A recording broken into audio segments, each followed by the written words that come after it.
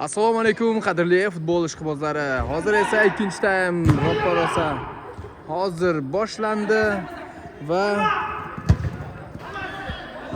qo'rliliklar o'yinga tushganidan hayyara degan so'zlarni ishlatib boshladi. Chunki yutyapti 2-1 hisobida va qaytadan to'pni boshlashni aytib o'tishmoqda. To'p xosaliklarda hozircha to'p oshirildi darvozabondan. Dostonjon esa uni qabul qila olmadi. Tepilgan to'p esa maydonni tark etyapti. Ajoyib o'yin ko'rmoqdamiz do'stlar. To'p yana xosaliklarda. Juda ajoyib uzatma. Afsus, to'p maydonni yana tark etyapti. 2-1 ikkinchi taym va birinchi daqiqa.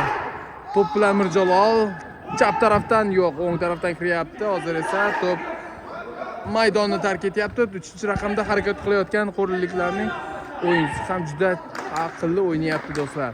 Yana o'sha 3-raqamdagi, 7-raqamdagi Mirjalol esa to'p tepdi. Yana tepdi do'stlar. Yana darvozabon esa o'z joyida.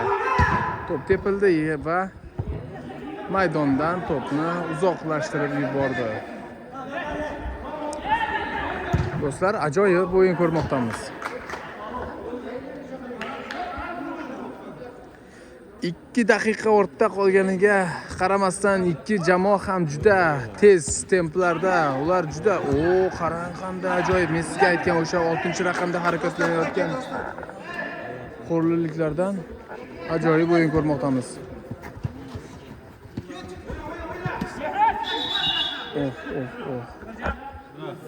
Asad.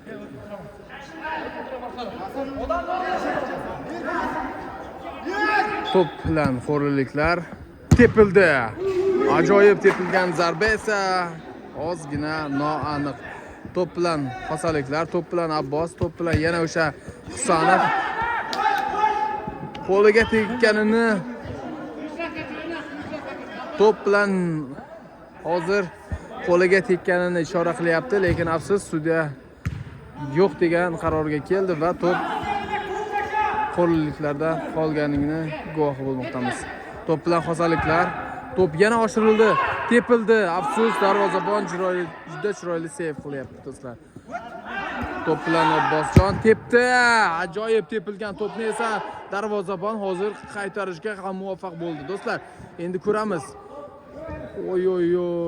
Qarang qanday ajoyib o'yin ko'rsatmoqda. Hozir esa hakamlar tomonidan to'xtatilgan. Xosaliklar esa sariq ko'rsatishni talab qilyapti. Ko'ramiz qanday qaror qabul qila oladi.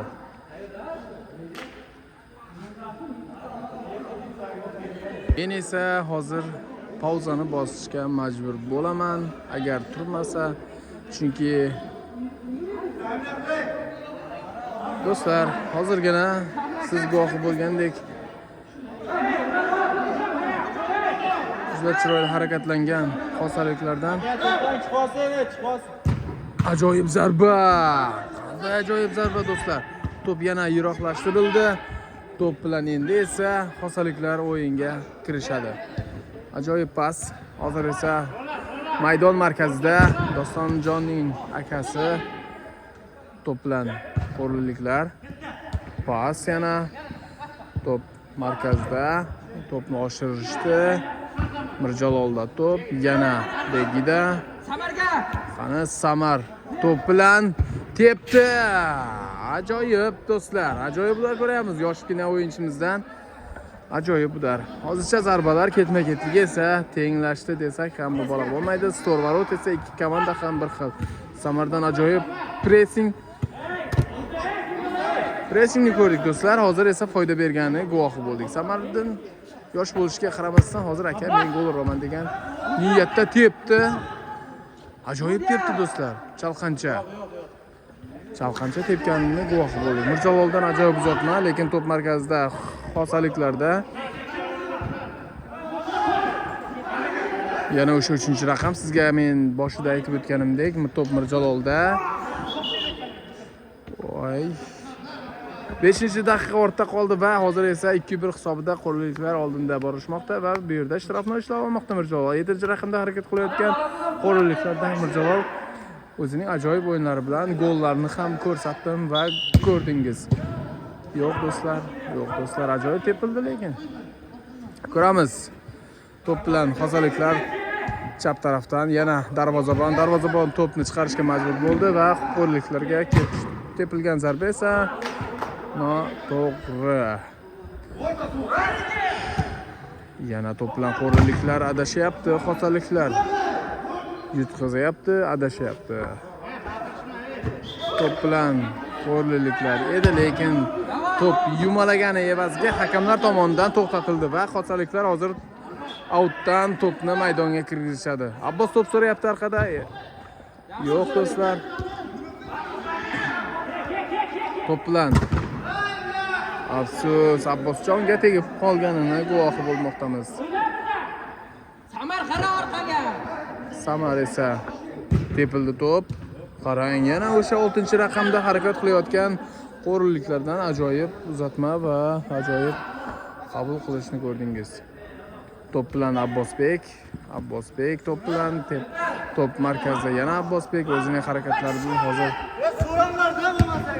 to'p qarang, ajoyib pas. Abbosdan ajoyib pas do'stlar.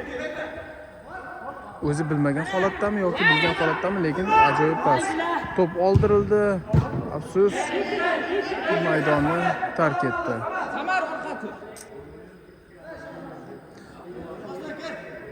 Tashmak. Agar hozir qo'rg'onliklar yutsa, bugun ularda ham 4 ochko, yo'q, adashaman 3 ochko bo'ladi do'stlar.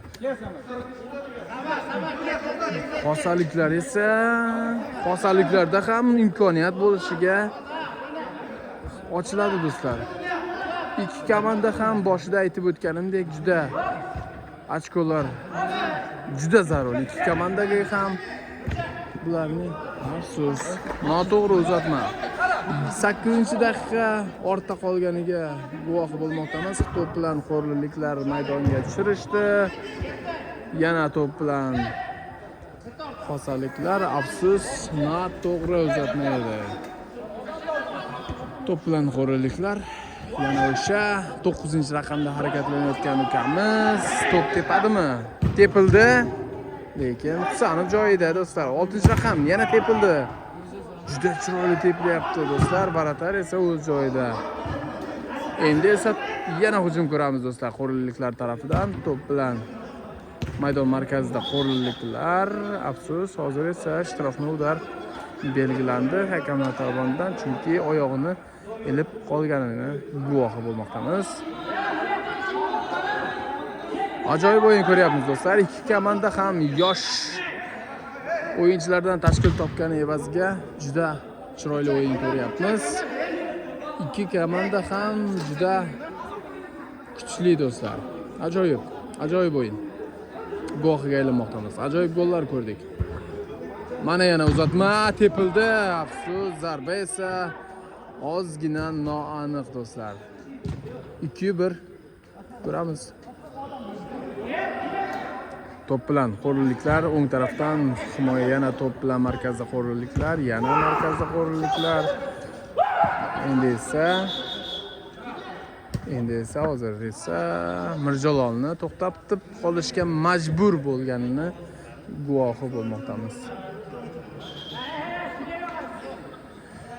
Qo'rg'onliklardan zarba ko'ramizmi darvoza tomon degan savol esa bizni qiynamoqda va ko'ramiz do'stlar. 9-raqamdagi yo'q oshirdi. O'ng tarafga oshirgani evaziga hozir esa outni xosa jamoasi maydonga kirgizadi. Eslatib o'tamiz. Bayroq Oltin ligasida hozircha 2-tur mavsumi tugay deb qoldi. Va 3-tur mavsumi ham boshlangan. 2 ta komanda o'ynagan va bu yerda ajoyib uzatma, ajoyib zarba. Lekin afsus, noto'g'ri.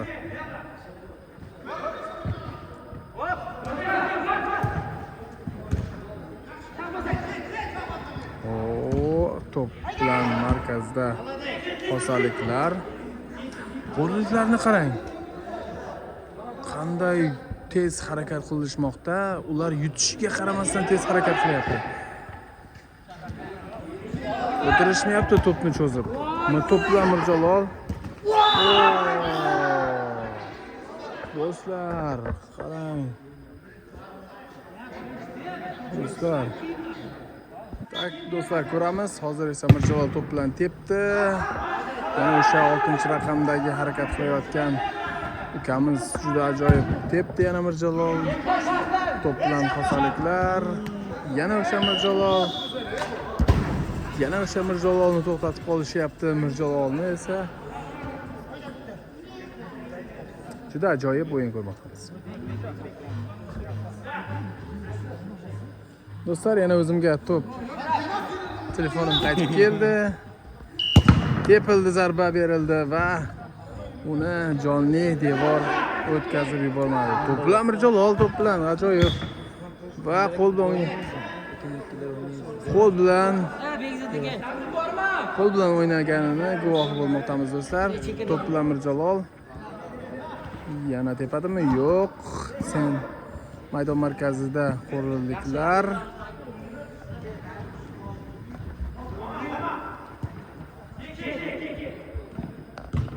Yana g'ozaliklarda to'p juda ajoyib uzatma, lekin qabul qila olmadi.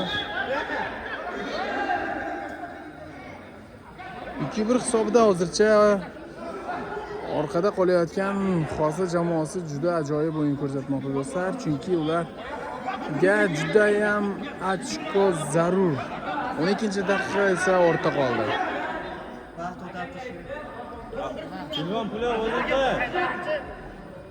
Tak, do'stlar, hozir